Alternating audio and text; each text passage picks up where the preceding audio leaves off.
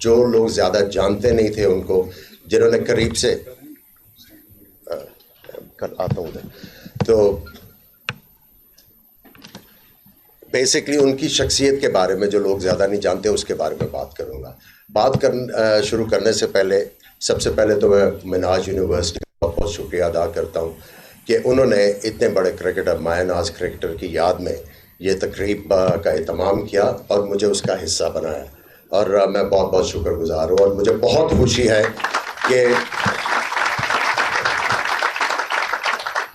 جو منہاج یونیورسٹی نے ایک روایت ڈالی ہوئی ہے.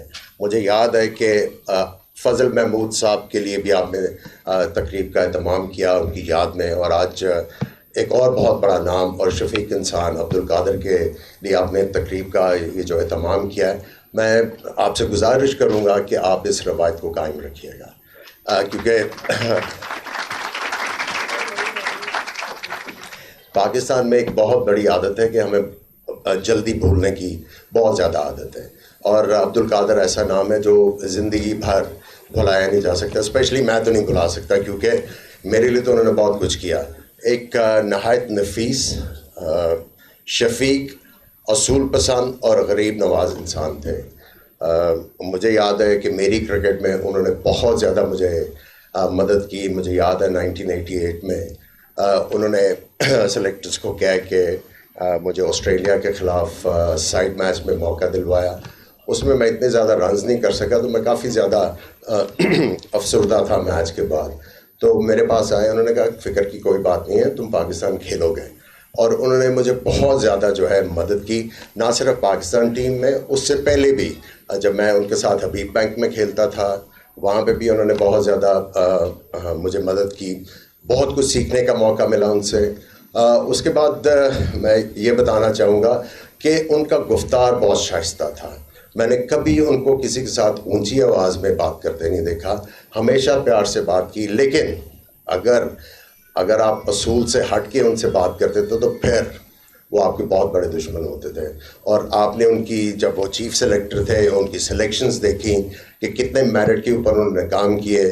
پاکستان 92 کے بعد جب وہ چیف سلیکٹر بنے تو پاکستان نے ایک بڑا میجر ٹورنامنٹ جیتا، جو 2000 میرا خیال ہے 9 کا T20 ورلڈ کپ تھا. تو ان کی اس میں بہت زیادہ کنٹریبیوشن تھی، اور جو انہوں نے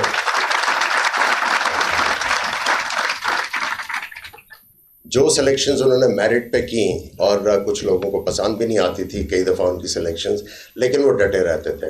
اور اس کے بعد جو ان کی خاصیت تھی کہ بڑے غریب نواز انسان تھے. کسی کو پتہ نہیں لگتا تھا کہ وہ غریبوں کو کتنی امداد فراہم کرتے ہیں.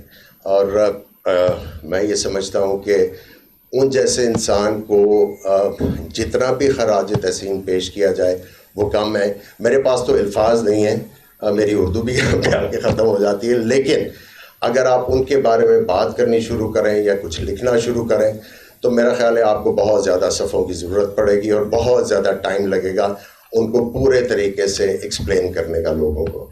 اور مجھے آج بھی افسوس رہے گا کہ جب انہوں نے رحلت فرمائی تو میں پاکستان میں موجود نہیں تھا اور ان کے جنازے میں شرکت نہیں کر سکا.